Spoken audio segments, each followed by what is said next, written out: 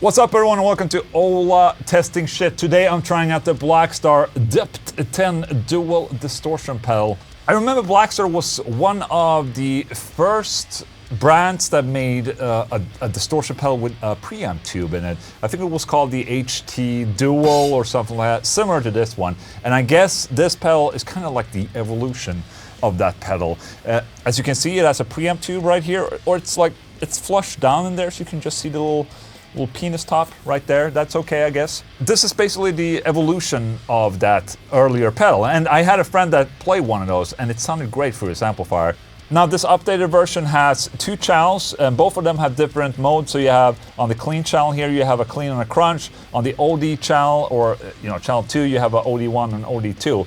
So a couple of different modes on every channel. But the cool thing about this new dual distortion pedal is that it has a super future-proof USB printer cable going to the computer, so you can change a couple of parameters of this unit on your computer. I'm gonna do that later, okay?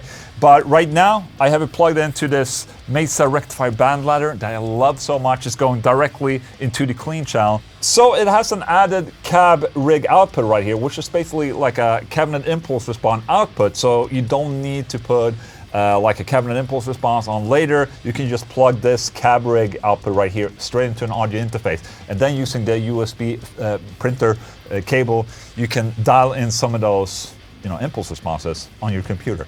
But now I'm going to try it out first through the clean channel of the Mesa rectifier badlander. That's a Neumann TLM 102 microphone over there. Check this out, baby. Stand by.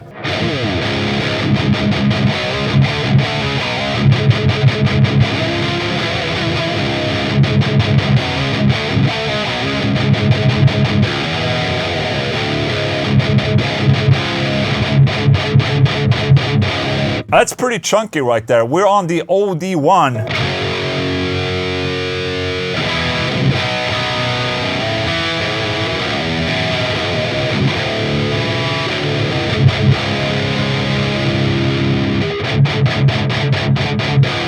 Which already has a lot of gain.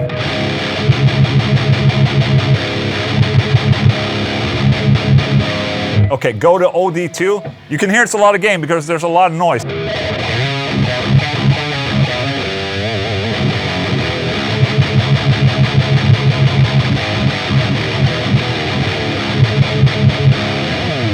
So one other thing that's very common for BLACKSTAR is this ISF thing, which is basically a mix between what they call like British and American voicing, I would guess. And right here we're at the British side, and then you can go all the way over to the US of A right here. So check this out, we're completely in US of A right now.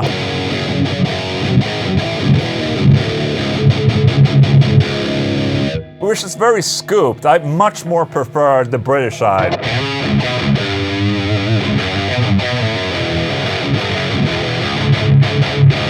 Or maybe it's the other way around.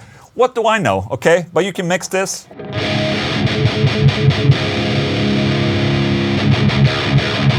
But it sounds the gnarliest at 0 right here, which is basically the most Exodus, I would say, Exodus sounding.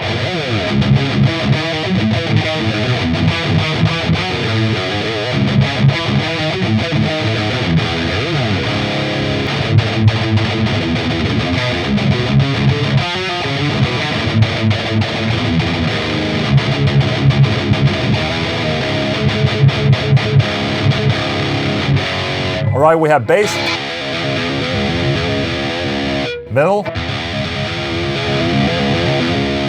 treble.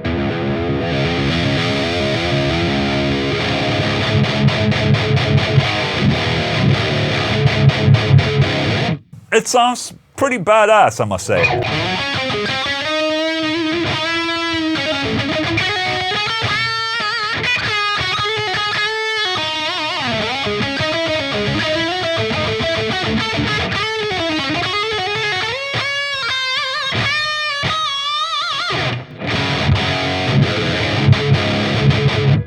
And then we have a crunch right here.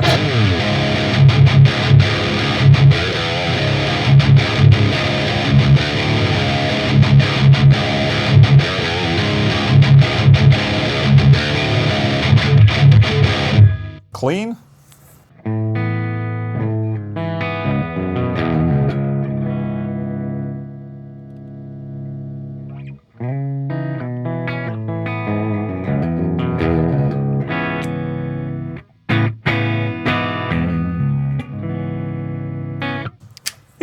All right, it sounds pretty good through the amplifier. Let's go through the interface, which means this output right here that goes into my audio interface. This is completely without any type of extras or anything. This is completely raw into the audio interface. So right now we're using one of the 3 like factory cabinet impulse responses that you can switch through right here. It sounds like this.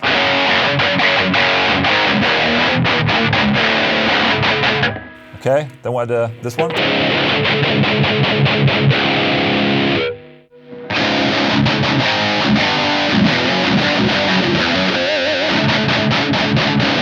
The center one was probably the best.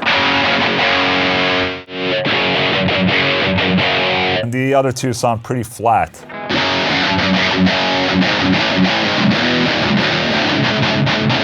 But thanks to that USB cable, you can connect to the Blackstar Architect. What happened? I didn't touch this. It went up by itself, I promise. So with the help of this Blackstar Architect right here, you can switch out the different cabinets other than these 3 that are right there. So let me see, let's just play around a little bit.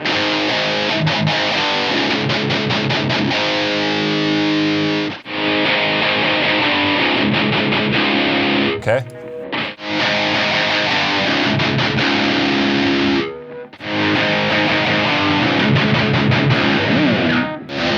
And you can also switch different microphones, so...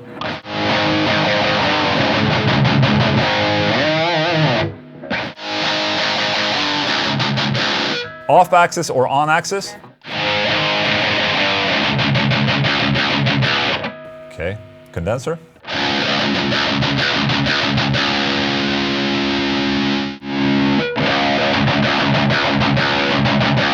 Okay, okay. Let's just say it's not super impressive. Okay.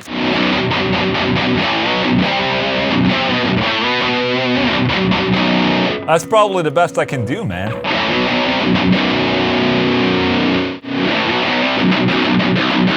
No, I think this one was probably the best.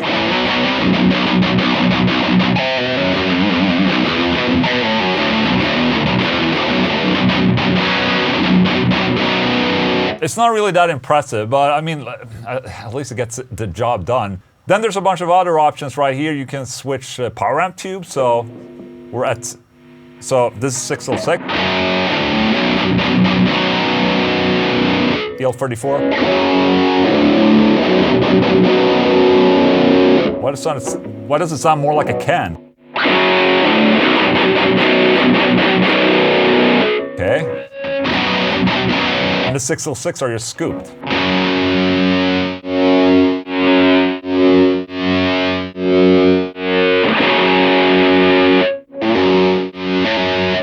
This is probably not a very good representation of the differences between these tubes, to be honest. I mean...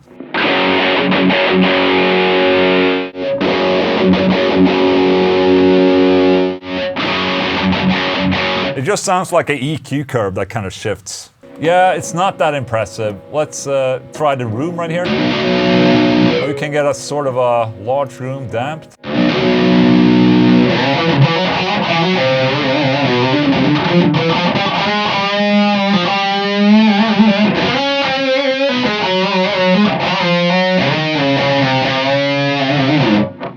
Okay.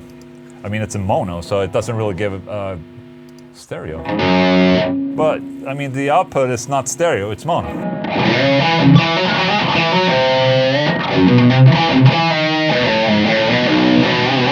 Yeah, I don't know, it gives it a little bit of a room tone. Not that it's something I would want, but if you just think that this might be a little bit too dry, which it really is dry, then maybe using the room might help a little bit. Just to make it a little bit more exciting. But with that said, I mean, this section right here, using the cab rig out, it's a little stale sounding. Let's just say that. It's definitely not exciting. It's not as exciting as this. I mean, check this out.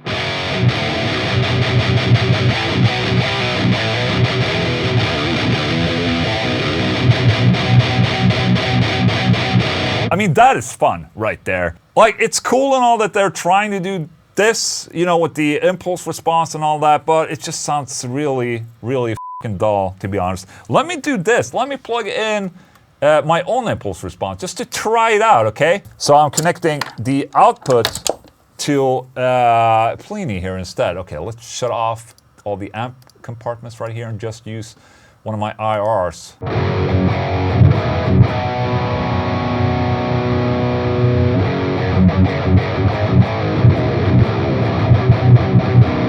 It's very dull sounding when it comes to just using an impulse response on the actual pedal itself. Maybe if we go cab rig like this, and then we go to the Architect right here and switch DI.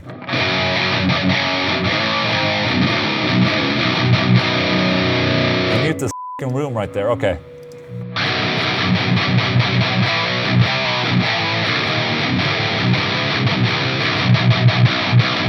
That sounds a little better, but it still sounds a little weird. Alright, one last test is that I want to go to the effects loop of the amplifier.